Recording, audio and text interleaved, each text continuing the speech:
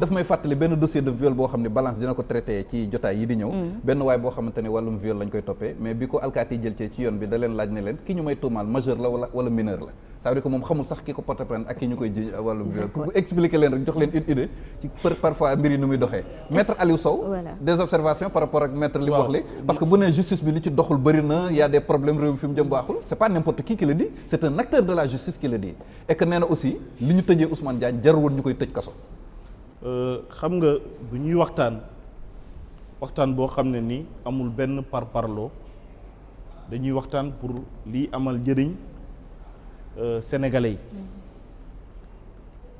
yi li bees ci mbir mi mooy dañu dem jamono dox ba internet indi jotaay bu bees boo xam ne ni ay nit mën nañ toog di waxtaan te ku ne mooy nekk journaliste boppam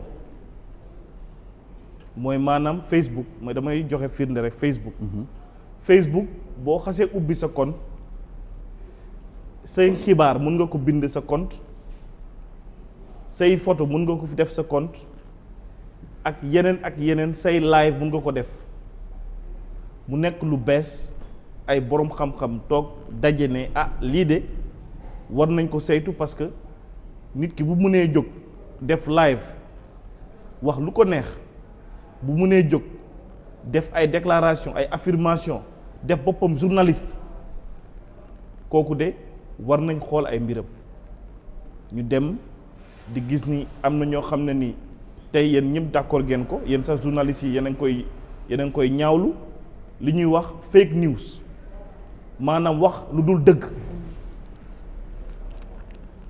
am na ay jumtukaay yoo xam ne ni tey may nañ nit mu defar changer photo defar journal walla jël ay image monter ko jël voix monter ko ne diw moo ko wax jamono dox nag ba ñu toll ci loolu mais nangu leen ni aussi état du question par parlo du question kii APR la bokk walla Pastef la bokk damay laaj est-ce que loolu bu ñëwee ba toll ci jamono boobu état war na xool nan lay aartoo en tout cas fexe ba loolu du am.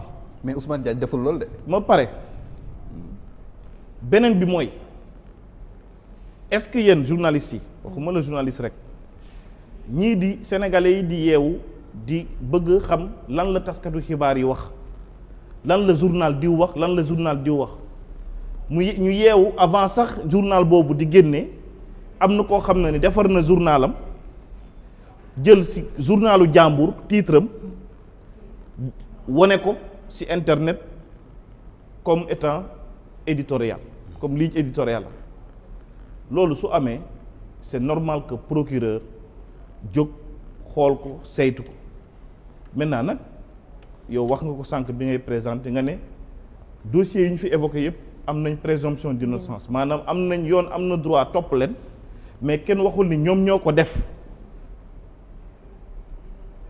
yoon am na droit bu mbir xewee mu ne man jort naa ni diw war naa ko mën a topp te su ma ko toppee am na ay éléments yoo xam ne ni war naa ko mën a am à charge walla à décharge si la ñuy ubbi enquête maintenant nag enquête boobu man d'accord naa ak sama confrère Mettal même bu dul dossier yi xam nga suñu système judiciaire dafa war a évoluer suñu système judiciaire tubaab yi ñoo dugal affaire kaso ba mu dugg ci suñu mentalité yi tëj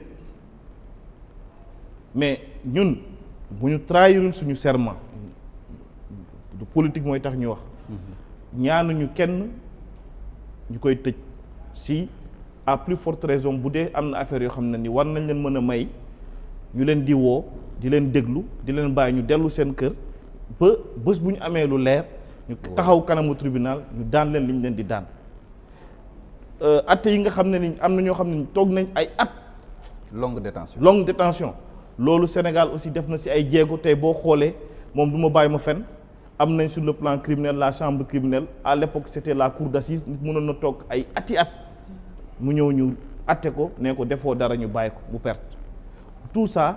mais longue détention yi met mi ngi am ba léegi parce que boo demee Rebeuss Mamor Ndiaye def na 10 ans te ba léegi atte ko musuñ ko atte. je dis waxuma ni amul. man waxuma ni amul de. mais am dama ne am na ay jéego yi nga xam ne ni état du Sénégal def na ko. ok système judiciaire bi def na ko ñu ngi koy def ñun am na benn jamono boo xam ne ni commission d'office. c'était pas bien géré amuloon benn permanence de commission judiciaire te am na commission d'office boo xam ne ni tax na nit ñi ils ont une défense qui est assurée. am nañ aussi une permanence de la chambre criminelle qui est presque assurée. am na sax ñu gis ne chambre criminelle jot na ñu def évaluation xool ndax bañ ko fi indee. voilà voilà léegi le reste mooy tey ci affaire internet baax na état du Sénégal renforcer le dispositif. parce que nee naa am na fu mu mës a wax ni les coups et blessures léegi nekkatul coups et blessures nit ñi poñante dóorante coup de poing physique non léegi coup de blessure numérique moo am. ok maanaam ku nekk am na armée am buy defar ay photo buy defar ay audio sandi ko def ay fake news surtout bu ñu nekkee ci période campagne électorale loolu gis nañ ko on ne sait pas d'où est-ce que ça vient mais xam nañ ni am na ay état-major yoo xam ne ñu ngi produire ay contenu di ko yónnee loolu je pense que suñu système judiciaire baax na mu saytu ko pour l'intérêt des Sénégalais. des Sénégalais. et ma jeexal am na loo xam ne fàtte naa ko. attention Facebook partagé am na responsabilité pénale. délit la partagé délit la non ma ne am na benn jurisprudence boo xam ne ni je pense c'est en France quelque part ceux qui font le ñi xam ne ni ñoom ils sont spécialisés en cybercriminalité xam nañ ni nit jël ay kaddu yu ñaaw des propos yoo xam ne ni am nañ connotation pénale wala loo xam ne ni lu ñaaw la. ngay ñëw di ko aimer. aimer délit la aimer nga aimer mën nañ la topp. nga ñëw di partager mën nañ la topp. wante jurisprudence non jurisprudence am na la. dafa mel ni rek sànq ñu ngi ko doon wax dafa mel ni rek recel malfaiteur. léegi maître. nit dem def délit yoon di ko topp. justement lan mooy recel de malfaiteur ma ne recel de malfaiteur mooy lan. nit def délit infraction yoon di ko wër yow nga jël ko nëbb ko sa kër wala nëbb ko sa bureau pour kenn bañ ko gis kooku yoon dafa ne yow li ñuy topp kii war nañu ko mën a topp parce que mooy recel ñun ñu ngi ut. mais ci kaw nga xam ni kii yoon da ko doon wër. waaw xam ko. léegi boo ko xamul tamit buñ jàppee nit ci loolu yoon may na mu vérifier enquêter ni est-ce que kii dafa amoon intention denc ko est-ce que xamoon na ni kii dafa def infraction wala xam ko. ñi jàpp dana bari de mais Pape man balaa muy romb. dafa am lu ma bëggoon ñu laajte maanaam vos impressions par rapport ak l'affaire Sitor Ndour mu doon mbir moo xam ne ñu ngi koy dégg depuis semaine bi mu doon mbir boo xam ne bu doy waar la mu nekk ci sein wu APR léegi rek ñu ngi déggaat keneen di Abdou Aziz Mbengue nekk Vélingara ci lu ñeel viol muy ñaari dossiers yoo xam ne ñu mu ngi doon lu jug te it am na ci yeneen yoo xam ne sax amaana jugagul qu'est-ce que ça vous fait en tant que membre APR loolu nga di ko dégg ci seeni langue. man de su ma sañoon. buñ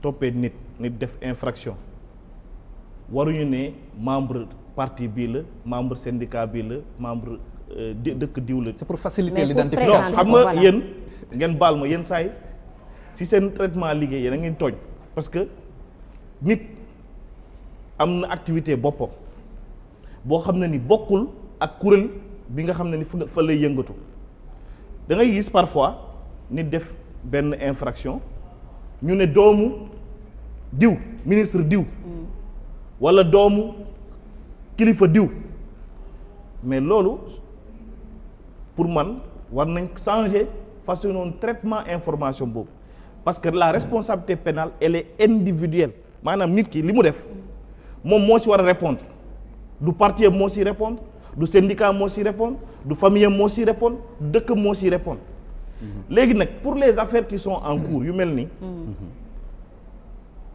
ñun dañu am nu ñu tàggatee ci wàllu yoon dañu ne bu melee ni ñu nekk ci enquête nañ bàyyi justice def liggéeyam beneen bi mooy dossier de viol moom mooy dem instruction boo gisee nit ñi naan que demul instruction dañ ko yóbbu directement àtte devant le tribunal kooku procureur visé wul viol. ok leneen la visé te peut-être dinañ ko xam ne Abdou Mbengue daal. Abdou nag du ma si sori parce que sama mag la ñoo bokk dëkk amoindrir les charges. waaw ñoo bokk dëkk maa ngi koy masawu si d'accord beneen observation bi daal noonu. non en fait par rapport ak lii suñu soxna si laaj léegi. waaw gis nga Pape. ak Sitor Ndour ah. waaw ñaar mooy ñaar ñu ngi ma ak limal Abdou Mbengue de Vélingara waaye. gis nga Pape dafa am lu ñu ci jàng. il paraît que mbir mi ñaari mbir yi ba ñuy am yàgg na. pour ngeen interroger un peu. il a fallu que benn journaliste d'investigation génn siiwal affaire bi ba pare accuser la justice ne ñu ngi ko bëgg a nëppal moo tax nit ñi mettre en branle la machine judiciaire na écoutez jàpp nañ kii wala jàpp nañ kële loolu tamit dama bëgg ngeen bàyyi ci xel. waxuma nag diw moo def wala diw deful même bu ñu defoon sax man si jullit gi ma doon wala ci doomu aadama gi ma doon rek dama leen wax ne yàlla leen yàlla teggal natt bi parce que nit ki natt da ci am mais tout revient à la justice façon bi ñuy traité imaginez bu journaliste boobu nga xam ne bëgguma tudd turam génnul woon def alerte taxawal ñi nga xam ne ñooy victimes yi parce que kenn ki yaay ji moo dem jooytu ci moom ne la lii la def sama doom def nañ plainte bi au niveau de la brigade déposé nañ ko au niveau de la brigade de la Foire depuis très longtemps mais mbir mi dañoo bëgg étouffer il a fallu que journaliste bi def cette sortie avec fracas nit ñi doo ko comprendre Sénégal doo ko xam ne mbir mi am na mais malgré tout xaw nañ ko traîner ba après mbir mi dafa mujj xëpp seen kaw parce que après on a parlé même d'enregistrement yoo xam te ne nii sax dafay incriminer waa ji pour mbir mi di doog pour wax leen ne la loolu yëpp justice bi encore nañu joxoñ baaraamu tuuma te ñoom li ñu tontu loolu dañ naan le temps de la justice n'est pas le temps de la presse. beneen bi mooy loolu la ko waral xam nga beneen bi mooy xam nga dañoo wax ni léegi d'accord naa ak cher confrère d'accord naa ak yow société buy évoluer am na infraction yoo xam ne day am yu bees yoo xam ne il faut que tamit ñu ñëw taxaw di ko adapté boo xuma ni d'accord naa ci principe bu infraction bi ñu def ko ok d'accord naa sax ñu instaurer infraction bi ba pare teg ay moyens pour dissuader ko mais dama ne jamono ji ngay instaurer di teg ay moyens bu ci am xàjj ak seen tout revient à la discrimination dont les Sénégalais font l'objet par rapport au traitement de ces infractions. loolu Pape. xam nga loolu même ma yeggali. waaw yeggali même ma yeggali. loolu yëpp maanaam dañuy delluwaat ci justice nekk lan mooy problème bi ba nga def xàjj ak seen. xam nga yaa wax léegi ne mbirum nit defar journalam nit taxaw fële modifier mais léegi man waxuma sax ci côté modification man damay wax sos bi nga xam ni ay acteurs de médias ñoo koy def des fois contre des acteurs politiques pour les beaux yeux du parti au pouvoir. élection présidentielle yi passé mais amul benn journal bi fi ñu taxaw di wax financement Tullow Oil au profit du président Ousmane Sonko mais sos gën a rëy loolu da nga mës a dégg ñu ne la diw wax na ci nii wala justice wax na ci lii wala nangam sang. et pourtant mais loolu xaaral ma yeggali xam naa d'accord non parce que am na ñoo xam ne ni am na ay journalistes yoo xam ne ni. waaw d'accord ak man mais rek pouvoir bi te waxuñu ni ñoom. ñu leen dara la jox parole bi léegi hostilité. non en fait li ngay def nii nag maa la ko dàq foofu. non ma ne man. mais déglu ma rek non dama ne. am na ay journalistes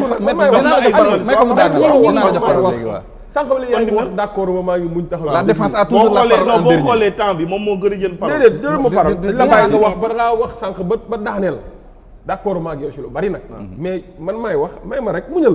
muñal rek la défense a toujours la parole en dernier. léegi sur la défense dans beneen bi mooy dama lay wax mbir mi fi mu toll ji nga Pape il faut tamit nit ñi xam le sens de la responsabilité mooy lan fi nga taxaw ne Sénégalais bi tey ji am na benn sentiment de dégoût dem na ba gis ni médias yi des fois ni ñuy traité yenn yi mais dafa sax ñaaw parce que rek dañuy pouvoir nañ àndal wala dañu am seen benn ñu ko tuddee benn ligne rédactionnelle xaw ma ligne éditoriale ba pare assumer ko mais jamono ji nga ko defee ba pare jubluwoo ci lu dul am koo faral par parloo parce que tamit mbir nag da nga am koo faral par parloo fa dégg naa fi ak benn journaliste yu taxaw ay chronique bi lundi mais di ko wax lu ko neex si benn si Ousmane Sonko Madiambal Diagne chaque lundi mu génne wax lu ko neex te neen journaliste la patron de média la lu ko neex lay wax ci Ousmane Sonko est-ce que da ngeen a ñëw taxaw ñaawlu ko est-ce que da nga mos a dégg benn autosaisine ñu ne que non arrête dafa am loo xam da nga war a yem fii mais mosoo ko dégg c'est parce que il est avec le pouvoir mais maintenant Sénégalais bi toog ne d'accordul ak ñiy doxalee noonu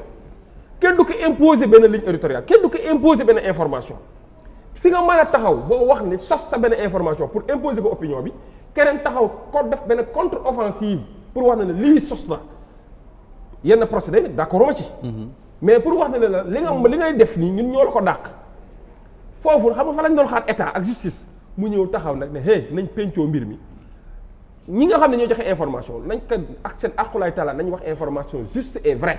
ok après avoir fait toutes les vérifications. d'accord mais bu ñu ñëw taxaw def lu leen neex ñëw taxaw ne maintenant nit ñi am nañ yeneen i moyens pour contourner leen rek ñu ne non léegi la solution mooy tëj kaso tëj ràpp kaso. loolu bu ñu yaakaaree ni mooy décourager yenn Sénégalais en réalité benn sentiment de dégoût et de révolte lay gën a renforcer. d'accord si côté ñi nga xam ne ñoom ñooy les véritables consommateurs de cette information. merci beaucoup de ces informations. léegi nag fi may jaaxalee mooy. waaw pour wax leen ni ne rek mbir bu amee ngeen taxaw ñaawlu ko non il faut que force reste à la loi dama la mbir mi am na ci yeneen i anam ak yeneen i façon dal ci koo xam te ne àndul ci yéen mais da ngeen d'accord ñoom tamit yoon dafa war a dal seen kaw. man loolu laa wax. te seen journaliste pro pouvoir yooyu taxaw di wax lu leen neex yaakaar tey jii. li ñu doon taxaw di ko wax. mu ngi continué le procès de la presse dañuy nax seen bopp. d'accord dañuy nax seen bopp waaw léegi non dama la ciy dollil benn rek nga boole waale ko ci. au même moment Walf Quotidien mooy journal quotidien bi nekk ci kër gi moom tam unum détourné nañ ko te pourtant ña ko def aussi yoon tegu leen loxo lan ngay. ñu ngi enquête xam nga kii war na leen fay droit de publicité parce que foo jaar rek mu xëcc ci wax ci turu leader am. du loolu moo pour man du loolu mooy question bi. il a été victime. non du loolu mooy question bi lu ñu laaj mooy est-ce que yoon may na état mu organiser internet bi ak Facebook bi est-ce que yoon may na état waxuma la affaire parti politique muy topp nit ñi nga xam ne ni ñu ngi détourner ay une de journaux dafa mel ni rek tey suñu plateau bi balance rafet na lool. li ñuy waxtaan ni amal na njëriñ askan wi ñu yeewu au même moment waxtu bi ñuy def nii suñu plateau Pape est-ce que di nga nangu waxtu bi am ku defar plateau bu mel ni bi ñuy def jël suñuy photo ak suñuy baat monté ko naan mu ngi def émission balance. roy du nduroog pire maître. voilà roy du nduroog pire mais roy du nduroog pire mooy lan taskatu xibaar yi. dañu am rôle bu mag bu ñuy jouer ci démocratie ñun suñuy xëccoo ku nekk ak xalaatam walla problème am yéen a koy génnee ne sénégalais yi na ngeen yëg ni lii moo xew lan mooy xew-xew bi mooy tax nit ki bu yeewoo 6 heures du matin mu taal rajoom mu taal télévision jënd journalam pour déglu am information parce que l'information dafa am solo ci citoyen loolu mooy tax ñii naan la tey damay xëy dem marché kii naan la non man xëyuma dem marché maa ngi dem defi lii maa ngi dem investir lii problème bii nii xaaral ma moytu ko donc l'information elle est essentielle elle doit être crédible. d'accord léegi beneen laaj bi mooy maître. beneen bi ba terminer. xam nga bu saa yu benn affaire laalee ay politiciens. faut pas que ñun aussi ñuy charger justice bi parce que bu xasee laal ñaari politiciens. ñu ni def ko affaire bu rëy. bu doon affaire par parlo suñu membres yi nii du bu dee comme bu ñuy traité cas viol il faut ñu boole ci membre tel parti. loolu pour faciliter identification. loolu c'est pas bon mais tout compte fait. yóbbu nañ leen ci kanamu yoon. loolu moo am solo li ci des mooy boo demee direction sûreté nationale am na benn direction boo xam ne ni mu ngi ko tuddee direction de la cybercriminalité. mais il y a plusieurs plaintes par jour si ay diw yónnee na audio diw jël na sama audio sànni ko diw toppandoo na sama baat diw jël na samay photo intime transféré ko ay policiers ay gendarme di ko topp ñuy yóbbu ay nit kanamu yoon di leen atte ñu leen di défendre donc lii du lu bees affaire boo xam ne ni état bi ça fait des années def na ci ay loi def na ci ay séminaire formé na ci ay nit def na police boo xam ne ni loolu rek lay saytu loolu rek mooy liggéeyam. donc d'accord léegi maître. ça ne date pas d'aujourd'hui. maître damay renouveler question bi jàpp ngeen Ousmane Diagne moo détourné journaux yi fi Fatima tudd léegi lan ngeen di xaar ku dem jàpp ki détourné une Walf Quotidien. kan moo ko xam. ak l'enquête. est-ce que xam nañ ko. xam nga est-ce que xam nañ ko. du ñun ñoo jàpp xam nga man toogaluma fii procureur. na leer man sama place man avocat laa du ma procureur. beneen bi politique laay defuma waxuma fi affaire. bon c'est le système. voilà non il y a une différence entre l'État et le parti. état bi dafa am ñoo xam ne ni ay dañu jàng fu ñu war a jàngee ñu def concours ñi nekk magistrat